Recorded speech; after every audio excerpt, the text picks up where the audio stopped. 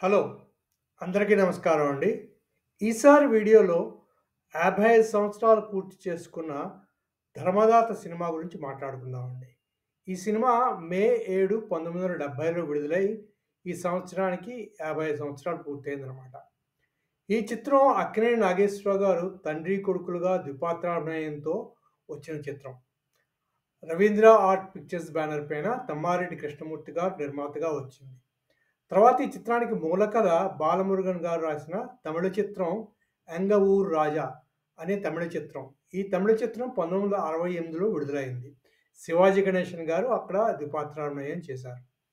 ఈ చిత్రానికి సంభాషణలు పినిశెట్టి గారు, స్క్రీన్ ప్లే అద్దనపూడి సులోచనారాయణ గారు మరియు నిర్మాత తమ్మారెడ్డి కృష్ణమూర్తి గారు సమకూర్చారు. ఇకపోతే దర్శకత్వం ఎడిటర్ అక్కినేని సంజీవ్ గారు చేశారు. తర్వాత ఛాయాగ్రహణం ఈ చిత్రానికి ఎస్. వెంకటరత్నం గారి ఛాయాగ్రహణం.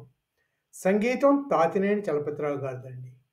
ఈ చిత్రంలో మొత్తం 8 పాటలుంటాయి. అందులో 7 పాటలు సి. నారాయణ రెడ్డి గారు రాశారు. ఒక పాట ఒక్క పాట మట్టుకు మన కొసరాజు గారు రాశారు. ఆ పాట ఏంటంటే 'ఎవ్వడి కోసం ఎవడున్నాడు పొండిరా పొండి' అనే పాట.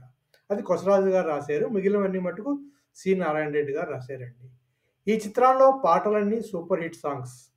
ముఖ్యంగా చెప్పుకోవాల్సినవి 'చిన్నారి బుల్లెమ్మ', 'ఓం పరమేశ్వరి', తర్వాత 'ఓ నాన్న నీ మనసే వెన్న', తర్వాత 'ఓ ధర్మదాత', ఇంకో పాటేంటంటే 'ఎవ్వరి కోసం ఎవరున్నారు పొండిరా పొండి' అనే పాట.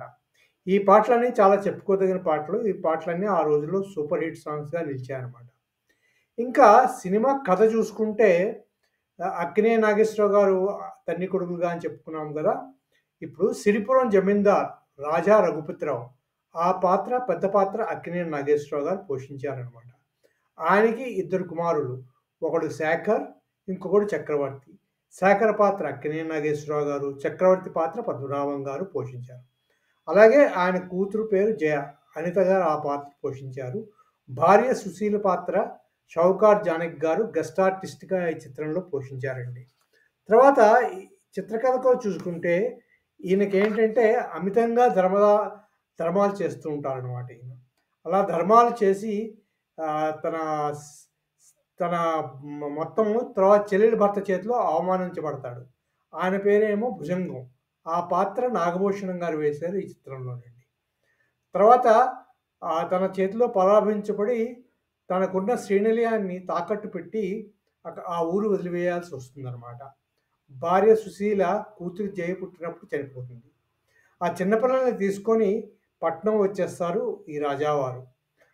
అక్కడి నుంచి వచ్చిన తర్వాత ఈ శ్రీనిలయాన్ని మళ్ళీ మన చేతిలోకి మనం తీసుకుందాము అని కొడుకుల చేత శపథం చేయిస్తాడు ఈ తండ్రిగారు. అక్కడ నుంచి మిగిలిన కథంతా ఫ్యామిలీ డ్రామాగా సాగి, ఈ చివరికి శ్రీనిలయం మళ్ళీ ఎలాగా రఘుపతిరావు గారు సంపాదించుకున్నారు అన్నది మిగిలిన కథ అనమాట అండి.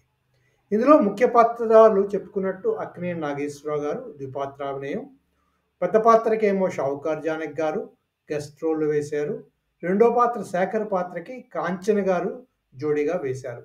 ఆహ్, తర్వాత ఇతర పాత్రధారులు చెప్పుకుంటే రేలం గారు, పద్మనాభం గారు, తర్వాత సూర్యకాంతం గారు, గీతాంజలి గారు, తర్వాత నాగభూషణం గారు చెప్పుకున్నాం కదా! అనిత గారు.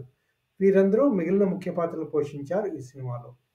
ఈ సినిమా ఆహ్, చెప్పాం కదా! పాటలన్నీ సూపర్ హిట్టు. తర్వాత ఫ్యామిలీ డ్రామా. ఇవన్నీ కలిసి ఆ సెలవుల్లో విడుదలైన మేలో విడుదలైందంటే మంచి సెలవు రోజులు అప్పుడు కాలేజీలకి, స్కూళ్ళకి. ఆ టైంలో విడుదలైన ఈ చిత్రం సూపర్ డూపర్ హిట్‌గా నిలిచి అక్కినేని నాగేశ్వరరావు గారివి 70లో 5 చిత్రాలు విడుదలైతే ఆ 5 ధర్మదాత చిత్రం బ్లాక్ బస్టర్‌గా నిలిచింది. 14 కేంద్రాల పైగా 100 రోజులు ఆడిందండి.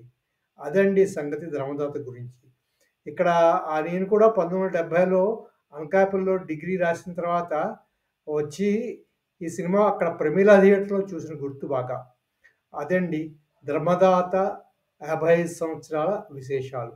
మళ్ళీ ఇంకో వీడియోలో ఇంకో సినిమా గురించి మాట్లాడుకుందాం. అంతవరకు సెలవు.